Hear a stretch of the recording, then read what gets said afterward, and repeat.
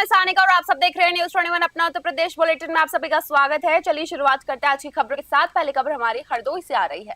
शाहबाद कोतवाली क्षेत्र के परियल गांव में अन्नपूर्ण भवन के निरीक्षण के दौरान उप जिलाधिकारी सुशील मिश्रा पर कथित जानलेवा हमला हो गया। निरीक्षण के दौरान सरकारी राशन दुकान में अनियमितता मिलने पर एसडीएम ने आपत्ति जताई, जिस पर मौके पर विवाद बढ़ गया। जानकारी के अनुसार विवाद के बाद एक पक्ष ने ग्रामीणों को बुला लिया। इसके बाद कुछ लोगों ने एसडीएम के सरकारी वाहन पर बांस डंडों से हमला कर दिया और पथराव भी किया। इसी दौरान एसडीएम के सिर में चोट लग गई, जिससे मौके पर अफरा तफरी मच गई। घायल एसडीएम को तत्काल सामुदायिक स्वास्थ्य केंद्र शाहबाद ले जाया गया, जहां प्राथमिक उपचार के बाद उन्हें जिला अस्पताल रेफर किया गया है। बाद में उनकी हालत स्थिर होने पर उन्हें डिस्चार्ज कर दिया गया। घटना की सूचना मिलते ही पुलिस और प्रशासनिक अधिकारी मौके पर पहुंचे और स्थिति को नियंत्रित किया। मामले की गंभीरता को देखते हुए जांच शुरू कर दी गई है तथा हमले में शामिल लोगों की पहचान की कार्रवाई शुरू कर दी गई है। हरदोई से अनिकेत कुमार की रिपोर्ट।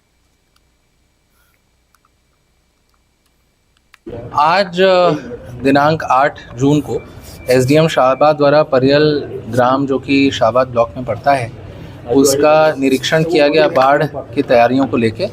इसी क्रम में वहाँ पे मौके पे जब उनके द्वारा निरीक्षण किया जा रहा था तो वहाँ पे कथित प्रधान के पुत्र द्वारा एसडीएम शाहबाद के साथ कुछ अभद्रता की गई, जिसके क्रम में एसडीएम शाहबाद ने उनको बैठाया। इसी के विरोध में जो कथित प्रधान के पुत्र हैं कलवारी थाना क्षेत्र के सिकंदरपुर गांव में एक अनपढ़ बुजुर्ग के साथ धोखाधड़ी का और ठगी का सनसनीखेज मामला सामने आया। आरोपी के कुछ लोगों ने एलआईसी का पैसा दिलाने का झांसा देकर पहले पीड़ित रामकुशल को अपने विश्वास में लिया और फिर उनकी जिंदगी भर की कमाई पर बड़ा फर्जीवाड़ा कर दिया। पीड़ित के अनुसार आरोपियों ने पहले उनका बैंक खाता खुलवाया और उसमें अपना मोबाइल नंबर लिंक करा लिया, जिसके खाते की गतिविधियों पर उनका नियंत्रण खत्म हो गया। जिसके बाद नशीला पदार्थ खिलाकर उन्हें बेहोशी की हालत में कचहरी ले जाया गया, जहां जबरन अंगूठा लगवाकर उनकी जमीन का फर्जी बेनामा करा लिया गया। बाद में जब 25 मई को कुछ लोग जमीन पर कब्जे के लिए पहुंचे तो पूरे मामले का खुलासा तब हुआ। बैंक स्टेटमेंट में सामने आया कि फरवरी से मई 2026 के बीच एटीएम यूपीआई ट्रांसफर के जरिए खाते से कुल 19,30,000 रुपए निकाल लिए गए थे और खाते में मात्र 1,099 रुपए बचे थे। पीड़ित ने श्रीकांत शर्मा, सुमित कुमार शुक्ला, शारदा देवी समेत अन्य लोगों पर आरोप लगाते हुए केस दर्ज करवाया है। पुलिस ने मामला दर्ज कर जांच शुरू कर दी है। फिलहाल बस इस दिलीप पांडे की रिपोर्ट आप सब देख रहे हैं।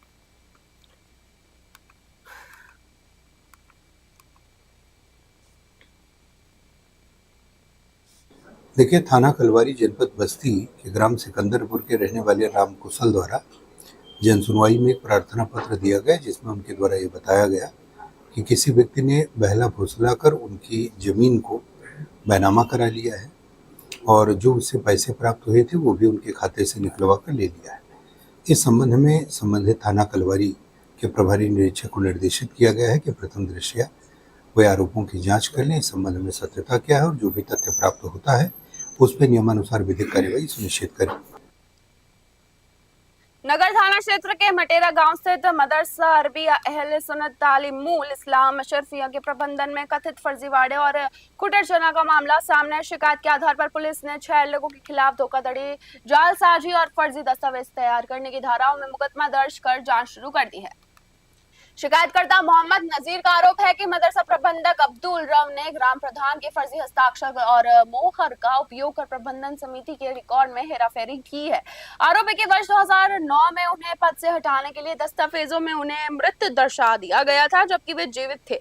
इसी तरह सिराजुद्दीन, मुनव्वर अली और मेहदी हसन को भी जीवित रहते हुए कागजों में मृत दिखाने का आरोप लगाया गया है।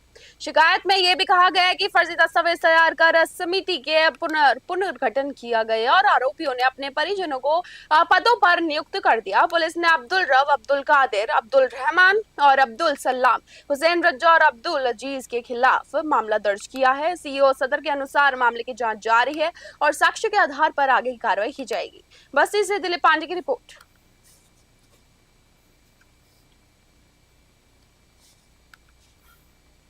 देखिए, प्रकरण सामने आया था कि थाना नगर जनपद बस्ती के ग्राम मटेरा के रहने वाले मोहम्मद नाजिर द्वारा एक शिकायत की गई कि गांव में स्थित एक मदरसा जिसका संचालन अब्दुल रब के द्वारा किया जा रहा था, इसमें जो प्रबंध समिति थी उसके वो सदस्य थे और उनको फर्जी तरीके से कूटरचित प्रपत्रों के आधार पर मृतक दिखाकर और उन्होंने अपने परिवारीजन को उस प्रबंध समिति का सदस्य बना लिया। जब इस संबंध में उन्हें जानकारी हुई तो उन्होंने पुलिस को शिकायत किया। उनकी प्राप्त शिकायत पर सुसंगत धाराओं में थाना नगर पर अभियोग का पंजीकरण किया गया।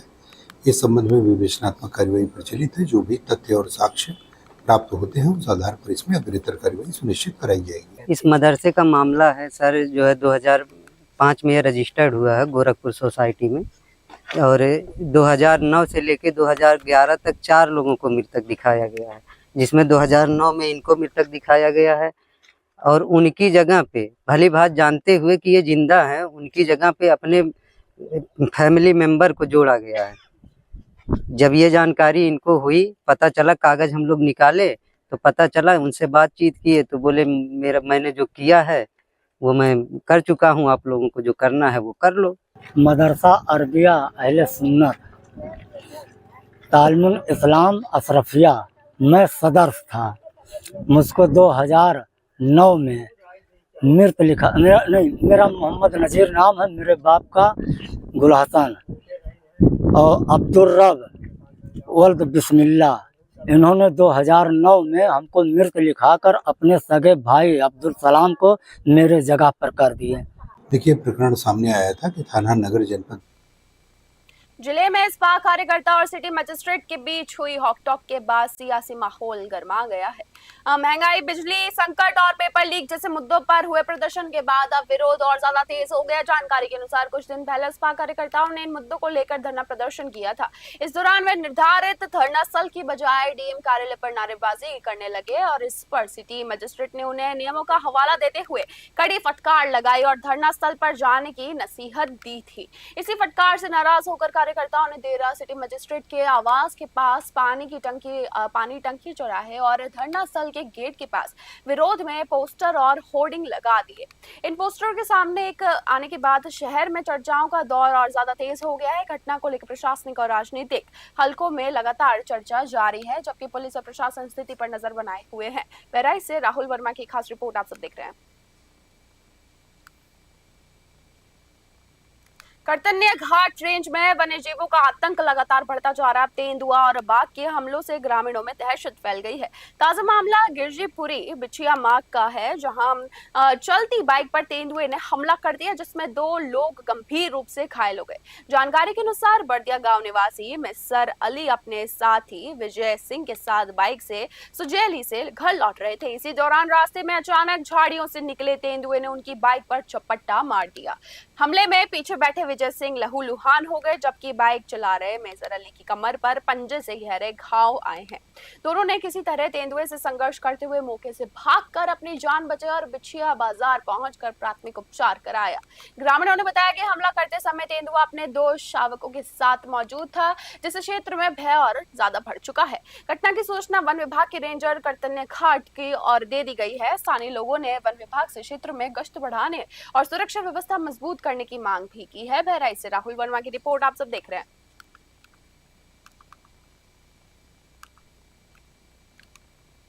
अलीगंज थाना क्षेत्र के सडरापुरा गांव में मंगलवार को 22 वर्षीय युवक आशीष की गोली मारकर निर्मम हत्या कर दी गई है। घटना के बाद पूरे इलाके में दहशत और तनाव का माहौल है, जबकि हमलावर वारदात को अंजाम देकर फरार हो गया। जानकारी के अनुसार आशीष अपनी पत्नी को शौच के लिए ले जाने के बाद घर लौट रहे थे।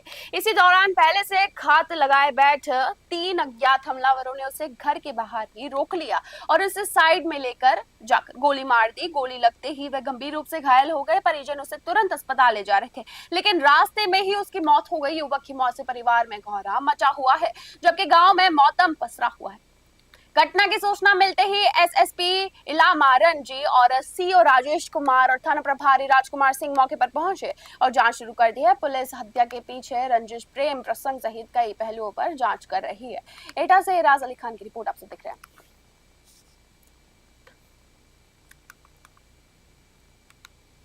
ये ग्राम सांडरपुर थाना अलीगंज में पड़ता है। बीती रात लगभग 1 बजे आशीष पुत्र रणवीर हैं, उम्र 24 वर्ष है, लोधे राजपूत हैं।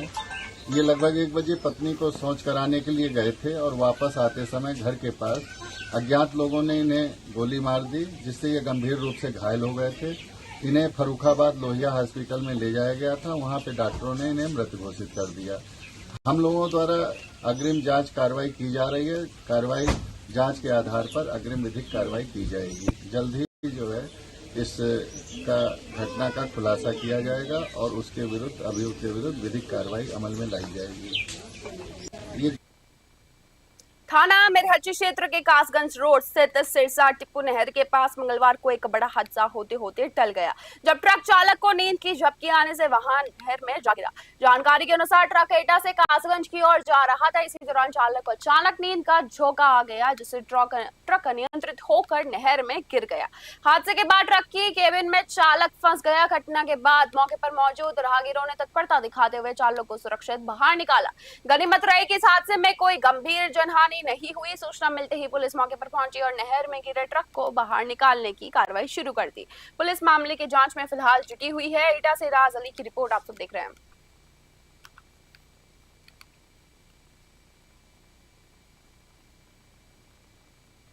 अलीगंज कोतवाली क्षेत्र के दाऊदगंज गांव में हर्ष फायरिंग का एक वीडियो सोशल मीडिया पर वायरल होने के बाद हड़कंप मच गया। वीडियो में एक व्यक्ति दुनाली बंदूक से फायरिंग करता नजर आ रहा है। जानकारी के अनुसार भागवत कथा के समापन के बाद आयोजित कार्यक्रम में कथित तौर पर हर्ष फायरिंग की गई, जबकि प्रशासन द्वारा पहले से ही इस पर रोक लगाई गई है। इसके बावजूद खुलेआम नियमों की अनदेखी करते हुए फायरिंग का वीडियो सामने आया है। वायरल वीडियो में एक व्यक्ति पेड़ पर लटकी कंसवद की मटकी पर निशाना साधकर फायरिंग करता दिखाई दे रहा है। घटना के बाद इलाके में चर्चा काफी ज्यादा तेज हो गई और सुरक्षा व्यवस्था पर भी सवाल उठने लगे हैं। पुलिस ने वीडियो का संज्ञान लेते हुए मामले की जांच शुरू कर दी है और संबंधित व्यक्ति की पहचान की जा रही है। अधिकारियों का कहना है कि नियमों का उल्लंघन करने वालों के खिलाफ सख्त कार्रवाई की जाएगी। एटा से राज अली की रिपोर्ट आप सब देख रहे हैं।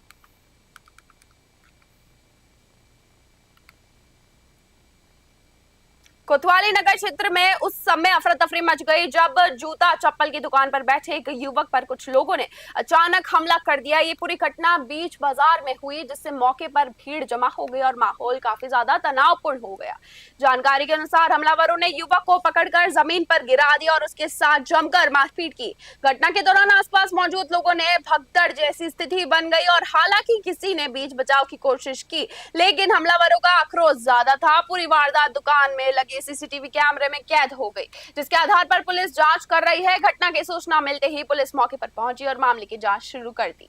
पुलिस का कहना है कि सीसीटीवी फुटेज के आधार पर आरोपियों की पहचान की जा रही है और जल्द ही गिरफ्तारी की जाएगी। एटा से राज अली की रिपोर्ट आप सब देख रहे हैं।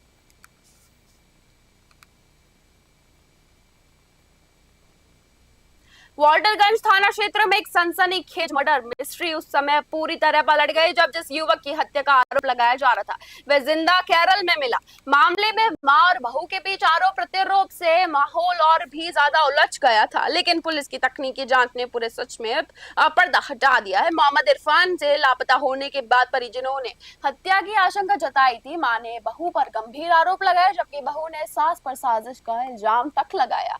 मामला कोर्ट और पुलिस तक पहुंच चुका था और जांच शुरू हो गई थी। पुलिस ने मोबाइल लोकेशन, बैंक डिटेल और इलेक्ट्रॉनिक साक्ष्यों की मदद से जांच आगे बढ़ाई। जांच में सामने आया कि इरफान की लोकेशन केरल में है।